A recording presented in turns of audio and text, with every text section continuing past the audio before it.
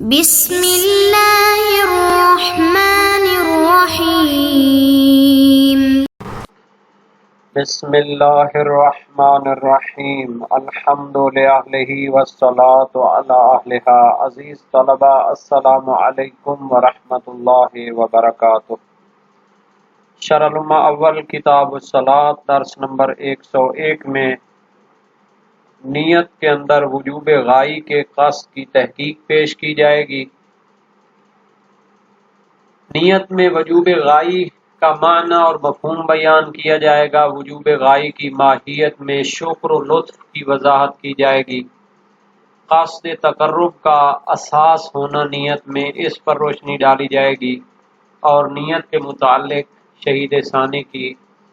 جو آخری تحقیق ہے اس کو بھی ذکر کیا جائے گا۔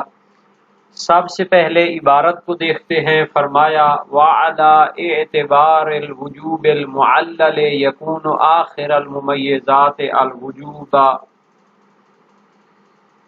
ويكون قصده لوجوبه إشارة إلى ما يقوله المتكلمون من أنه يجب فعل الواجب لوجوبه أو ندبه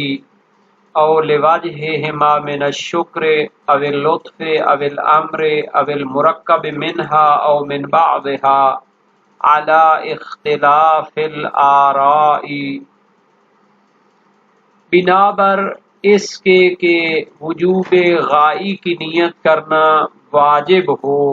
معتبر ہو، شرط ہو۔ نیت کے اندر وجوب غائی کا قصد کرنا، واجب نماز ظہر پڑھتا ہوں لے وجوب ہی، اس کے واجب ہونے کی وجہ سے۔ اگر اس کو معتبر قرار دیا جائے تو آخری جو نیت کا رکن ہوگا اور نیت کے اندر جو چیز آخری ممیز ہوگی اور اس میں جو چیز دخیل ہوگی وہ وجوب ہوگی، چونکہ وجوب ہی وہ مرکزی نقطہ ہوگا جو کیا ہوگا اس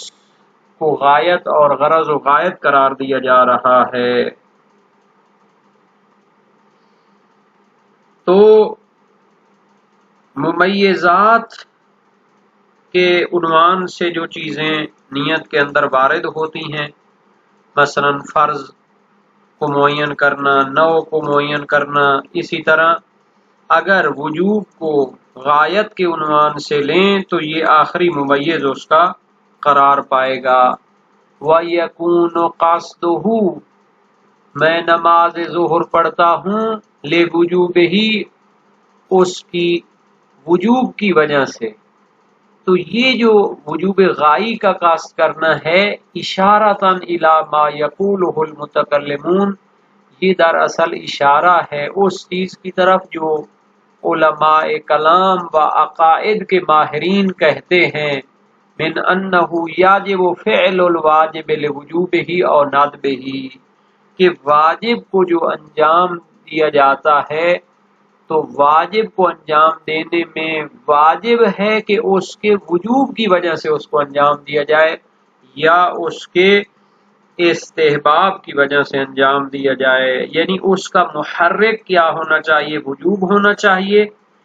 یا پھر کیا ہونا چاہیے، اس کا استحباب ہونا چاہیے، اس کا داعی، اس کا انگیزہ۔ کیوں ہم واجب کو انجام دیتے ہیں؟ تو اس کے وجوب یا استحباب کو مد نظر رکھنا چاہیے، اور یہ استحباب بھی پہلے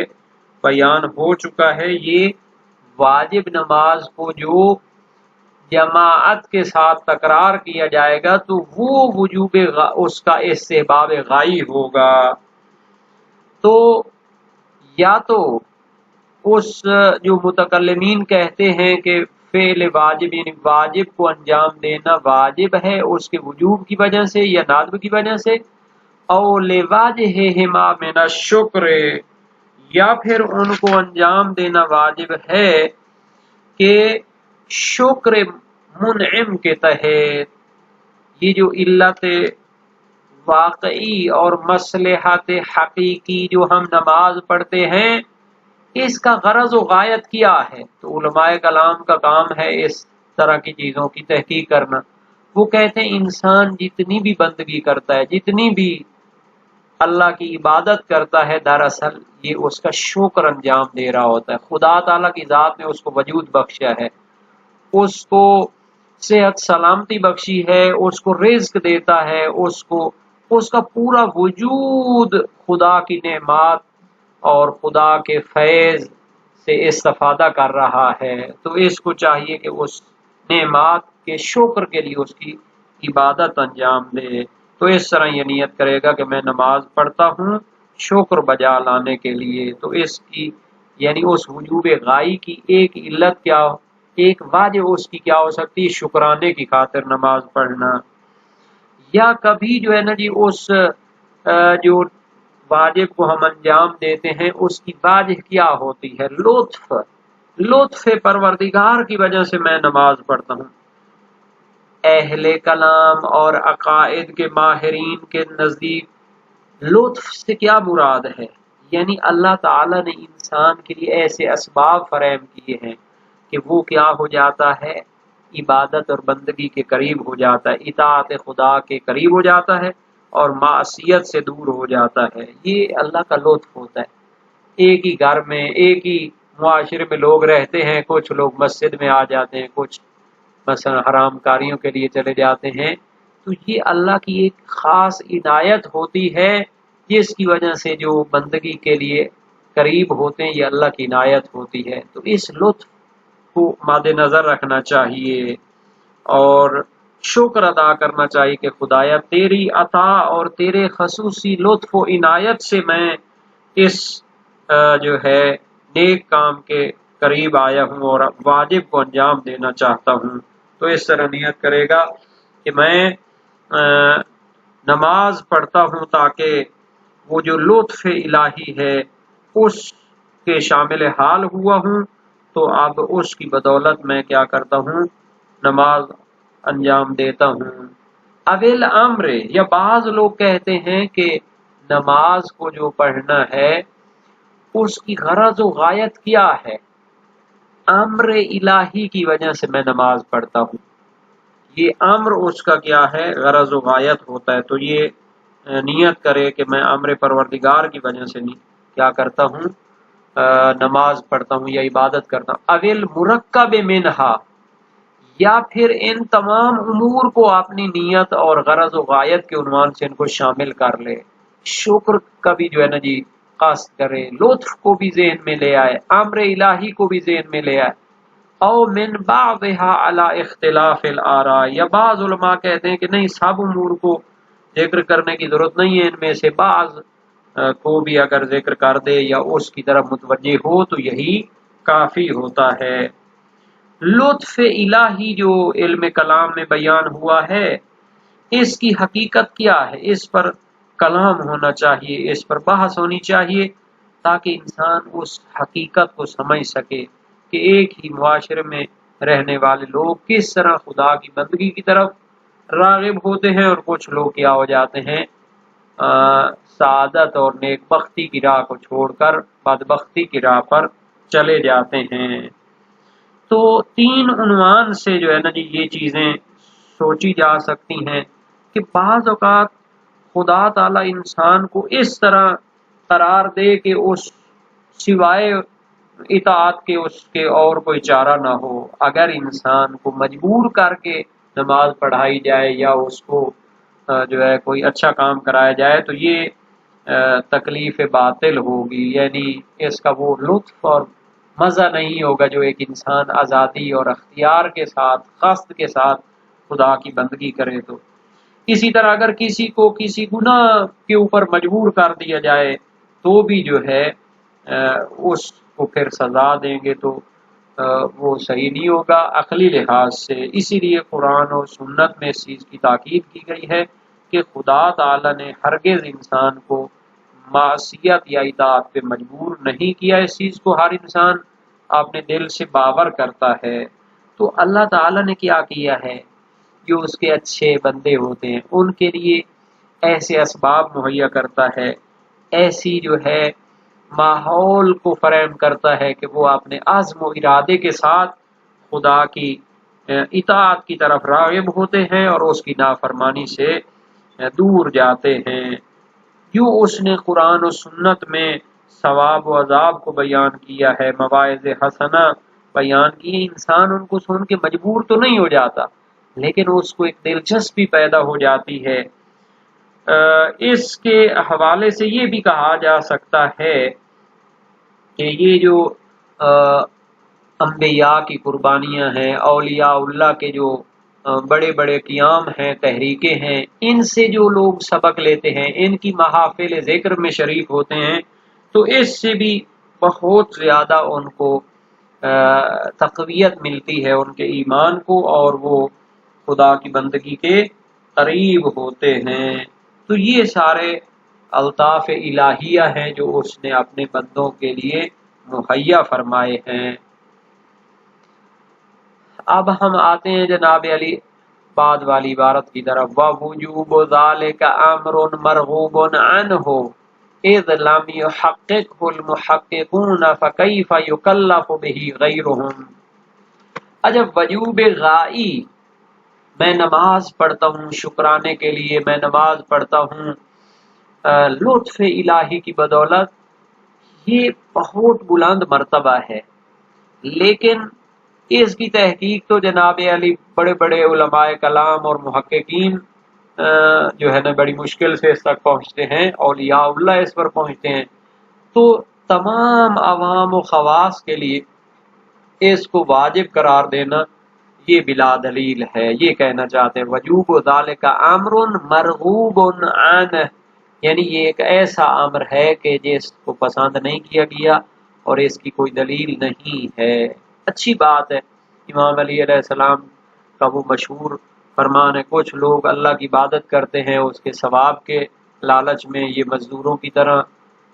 عبادت ہے، کچھ لوگ اس کی عبادت کرتے ہیں جہنم کے ڈر سے، یہ غلاموں والی عبادت ہے۔ عبادت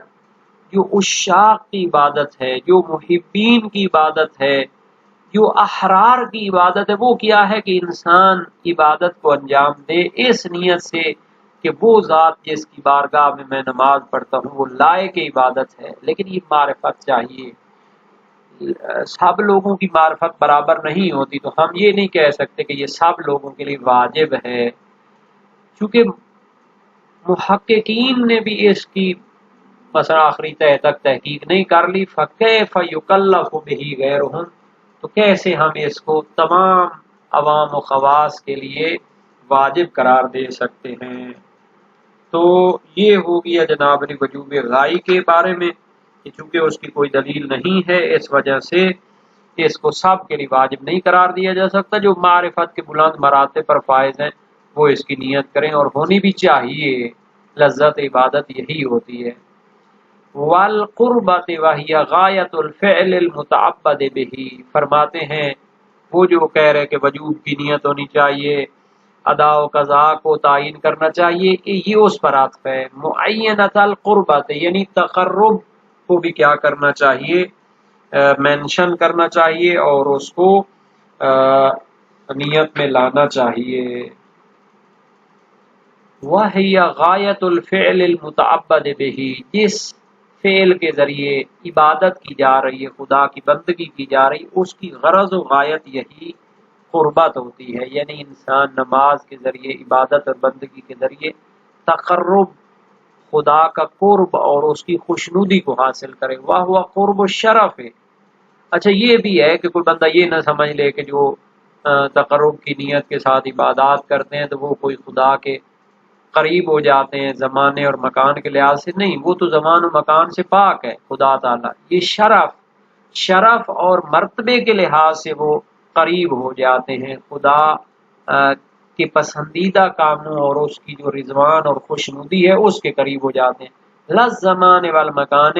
زمانے اور مکان کے لحاظ سے قرب حاصل نہیں ہوتا، لِتَنَزُّهِهِ تَعَالَى عَنْهُمَا، چونکہ خدا تعالیٰ جسم و جسمانیات سے پاک ہے، زمان و مکان سے بھی پاک ہے، اس وجہ سے اس کے زمانے اور مکان کے لحاظ سے اس کے قریب ہونے کا معنی نہیں بنتا۔ وَآثَرَهَا لِوُرُودِهَا كَثِيرًا فِي الْكِتَابِ وَالسُّنَّةِ، اور شہید اول نے اس کو ترجیح دی ہے، اس کو بیان کرنا بھی ضروری سمجھا ہے، چونکہ قرآن و سنت میں بکثرت یہ وارد ہوا ہے کہ انسان تقرب الہی کی غرض سے افعال کو انجام دے، ذاتی پسند اور ناپسند یا دوسرے امور کو کم لحاظ کرنا چاہیے، بلکہ اس کی زندگی اور اس کی بندگی کا مقصد قرب الہی ہونا چاہیے۔ آتا رہا یعنی خصوصی طور پر اس قربت کو شہید اول نے ذکر کیا ہے، لے ورودہا، چونکہ تقرب کا جو ہے عنوان یہ وارد ہوا ہے کثیرم بکثرت فی الکتاب و سنت، کتاب و سنت میں۔ وَلَوْ جَعَلَهَا لِلَّهِ تَعَالَى كَفَى، اگر ایک انسان اپنی عبادت اور اپنی نماز کو اللہ کے لیے قرار دیتا ہے تو یہ کافی ہے، اور اس میں وہ نیت کے جو تمام کیا ہوتے ہیں بلند پہلو ہوتے ہیں وہ شامل ہو جاتے ہیں، یعنی انسان کو عبادت ریاکاری کے تحت نہیں کرنی چاہیے، کسی دنیاوی غرض و غایت کے تحت نہیں کرنی چاہیے، بلکہ اللہ کے لیے قرار دینی چاہیے۔ فقط تلخص من ذالک، شہید ثانی نیت کے بارے میں اپنی تمام تحقیقات کا خلاصہ پیش کرتے ہیں۔ اس سب بات کا خلاصہ یہ ہوا کہ ان المعتبر فی النیت ان یحضر ببالہ مثلا صلاۃ الظہر الواجبۃ ببالہ صلاۃ الظہر الواجبۃ المؤدات، یہ اصل میں جہاں سے ہم نے عبارت لی اس میں اشتباہات موجود ہیں، یعنی معتبر یہ ہے نیت میں کہ وہ اپنے دل میں اس چیز کو لے آئے کہ نماز ظہر پڑھتا ہے جو واجب بھی ہے اور ادا بھی ہے، وَيَقْصِدَ فِعْلَهَا لِلَّهِ، اور اس کو انجام دینے کی نیت کرے اللہ کے لیے۔ جب ایک انسان نیت میں نماز ظہر یعنی جو نوع نماز ہے اس کو بھی لے آتا ہے، واجب اور اس کو بھی لے کے آتا ہے، ادا ہونے کو بھی لے آتا ہے، اور سب سے بڑا یہ کہ اس پوری نماز کو اللہ کی خاطر انجام دینے کا قصد کرتا ہے، تو پھر اس کی نیت مکمل ہو جاتی ہے۔ وَهَذَا أَمْرٌ سَهْلٌ وَتَكْلِيفٌ يَسِيرٌ، یہ بڑی آسان چیز ہے اور انسان کی سبق سی یہ ذمہ داری ہے۔ قَلَّ أَن يَنْفَكَّ عَنْ ذِهْنِ الْمُكَلَّفِ عِنْدَ إِرَادَتِهِ الصَّلَاةَ وَكَذَا غَيْرُهَا، بہت کم ہوتا ہے کہ جب کوئی انسان نماز پڑھنا چاہتا ہے تو اس کے ذہن میں یہ چیز نہ ہو، یعنی جدا ہو جائے یہ چیز اس کے ذہن سے جب وہ نماز پڑھنے کا ارادہ کرتا ہے۔ وَكَذَا غَيْرُهَا، اسی طرح دوسری عبادات جب انجام دینا چاہتا ہے تو خود بخود اس کے دل میں آ جاتا ہے۔ جو بندہ رات کے وقت نماز شب پڑھنا چاہتا ہے، اٹھتا ہے تو آیا اس کو یہ ذہن میں نہیں ہوتا کہ میں اللہ کے لیے عبادت کرنا چاہتا ہوں، یا ایک بندہ رات کے وقت اٹھ کے روزے کی تیاری کرتا ہے تو اس کو پتہ نہیں ہوتا کہ میں کون سی عبادت کرنا چاہتا ہوں، تو یہ جب اس کے دل میں ہو تو یہ اس کی عبادت کی معراج ہوتی ہے۔ وَتَجَشُّمُهَا زِيَادَةً عَلَى ذَلِكَ وَسْوَاسٌ شَيْطَانِي، اس سے زیادہ چیزوں کا تکلف کرنا، تجشم یعنی تکلف، نیت کے اندر اس سے زیادہ چیزوں کا تکلف کرنا وسواس شیطانی ہے، وسوسہ شیطانی ہے۔ قد امرنا بالاستعاذۃ منہ، ہمیں اس شیطانی وسوسے سے دوری اختیار کرنے، والبعد عنہ، اس سے دوری اختیار کرنے اور شیطانی وسوسوں سے خدا کی پناہ میں جانے کا حکم دیا گیا ہے۔ تو خلاصہ یہ ہو گیا کہ نیت جو ہے جب انسان اپنی عبادت کو اللہ کے لیے انجام دیتا ہے اور اس میں ریاکاری وغیرہ فیکٹرز اور عوامل دخیل نہیں ہوتے، تو جب وہ یہ نیت کرے کہ اللہ کی خاطر، اللہ کی خوشنودی کی خاطر میں عبادت انجام دیتا ہوں، تو یہی نیت کے لیے کافی ہوتا ہے۔